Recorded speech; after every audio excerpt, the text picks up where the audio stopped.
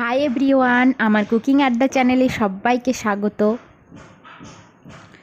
তো বন্ধুরা, আমার ভিডিওটি সম্পূর্ণ দেখো, দেখে লাইক কমেন্ট শেয়ার করো এবং সাবস্ক্রাইব করো।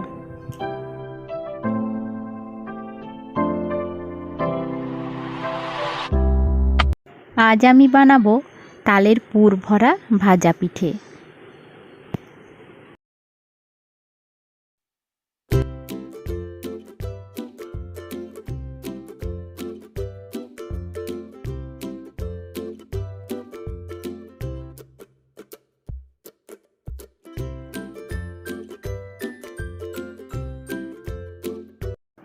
প্রথমে আমি এখানে 500 গ্রাম আটা নিয়েছি।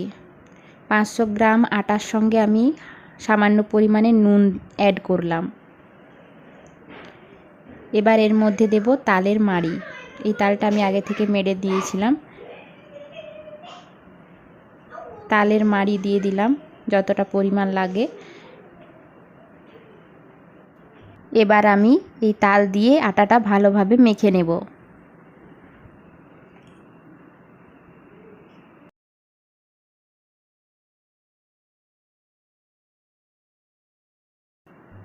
আটাটা আমি ভালোভাবে মেখে নিয়েছি। যেভাবে তালের রুটির জন্য আমরা আটা মাখাই সেইভাবেই আমি এখানে আটাটা মেখে নিয়েছি। এবার আটাটা আমি 30 মিনিট ঢাকা দিয়ে রেখে দেব। এবার আমি পুরটা বানিয়ে নেব। সেই জন্য উনুনে একটি কড়াই বসিয়ে দিয়েছি। এর মধ্যে দিলাম নারকেল কুড়োনো। এই নারকেলটা আমি ভেজে নেব ভালোভাবে।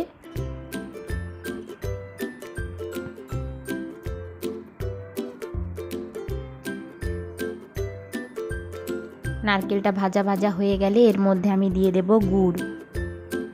আমি এখানে গুড় ব্যবহার করেছি।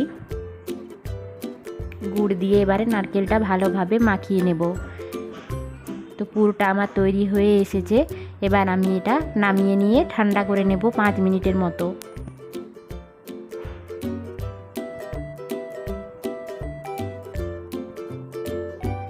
আধ ঘন্টা হয়ে যাবার পর আমি আটাটা আরও ভালোভাবে একবার মেখে নেব হাত দিয়ে।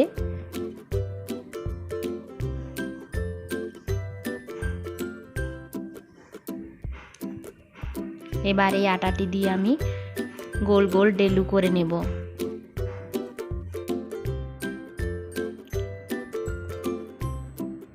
এটা আমি এবার ছোট ছোট গোল গোল করে নেব।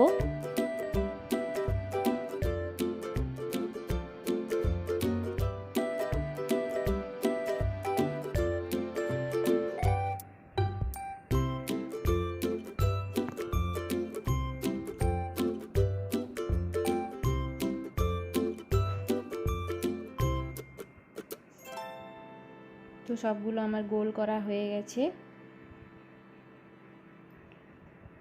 এবার আমি এর মধ্যে পুর ভরবো। তো প্রথমে আমি একটি চাকতিতে সাদা তেল লাগিয়ে নিলাম।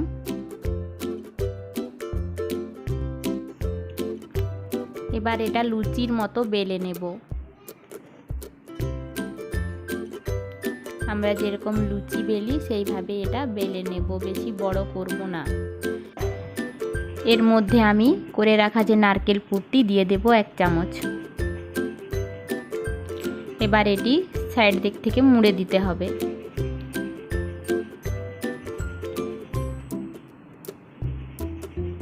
এইভাবে আমি মুড়ছি, দেখো কিভাবে মুড়ছি। তো তোমরা যদি কোনো ডিজাইন জেনে থাকো তাহলে সেইভাবেই মুড়বে। নানা রকমের ডিজাইন এটা করা যাবে। তো আরেকটা আমি বেলে দেখাচ্ছি, দেখো।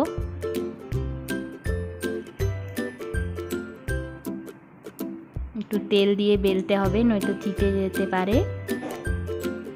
এইভাবে আবার পুর দিয়ে দেব। এবার এটাকে আমি উল্টিয়ে নেব। এবার আমি এটা মুড়ে দেব। এটা হলো একটা পুর পিঠার মতো ডিজাইন হলো। আবার এটা তোমরা গোলও করতে পারো। নানা রকমের ডিজাইনেই করা যায়। তো আমি একটা চলো গোল করে দেখাচ্ছি।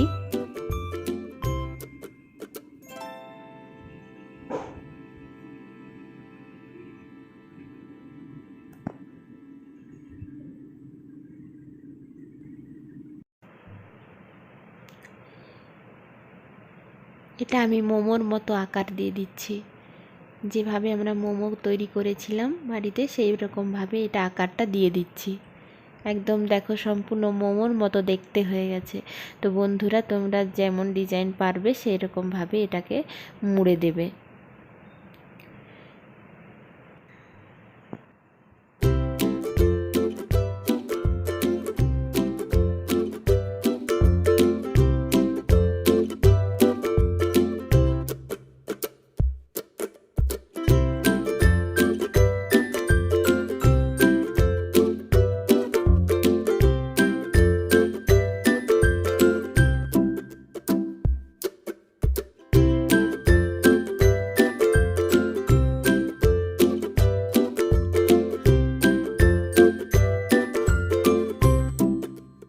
তো এখানে সবকটা পিঠে ভাজার জন্য রেডি হয়ে গেছে। এবার আমি এগুলো তেলে ভেজে নেব। সেই জন্য আমি একটি কড়াই বসিয়ে দিয়েছি উনুনে, দিলাম সাদা তেল। তেলটা একটু বেশি পরিমাণে দিতে হবে, কারণ এগুলো ডুবো ডুবোভাবে ভাজা হবে পিঠেগুলো।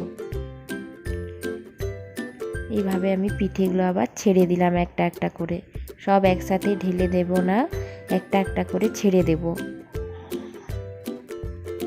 আর 4-5টা করে ভেজে নেব, কারণ যাতে গায়ে গায়ে লেগে না যায়। আঁচটা একটু অল্প করে দিতে হবে, নইলে কিন্তু পিঠেগুলো পুড়ে যেতে পারে। এটা অল্প আঁচেই ভাজতে হবে। এক পাশটা লাল হয়ে গেলে অপর পাশটা উল্টে দিতে হবে। যখন হালকা বাদামি কালার হয়ে আসবে তখন আমি এগুলো তুলে নেব।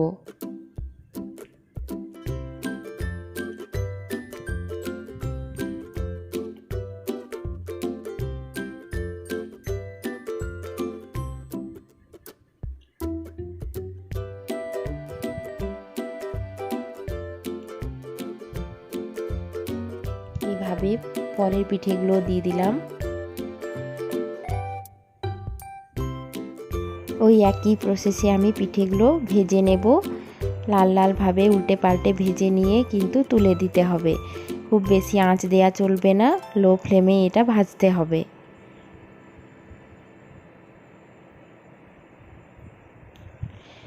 তো পিঠেগুলো ভাজা হয়ে গেছে, এবার আমি তুলে নিচ্ছি। তেলটা ঝরিয়ে নিতে হবে ভালোভাবে। তো আমার এখানে পিঠেগুলো রেডি হয়ে গেছে সার্ভ করার জন্য। এটি তোমরা বাড়িতে বানাও, খুব টেস্টি হয়, এটা খুব মজার খেতে হয়। তো বন্ধুরা, আমার ভিডিওটি সম্পূর্ণ দেখে তোমরা লাইক কমেন্ট শেয়ার করো এবং সাবস্ক্রাইবও করতে কিন্তু ভুলবে না। তো আজকের মতো টাটা, বাই বাই।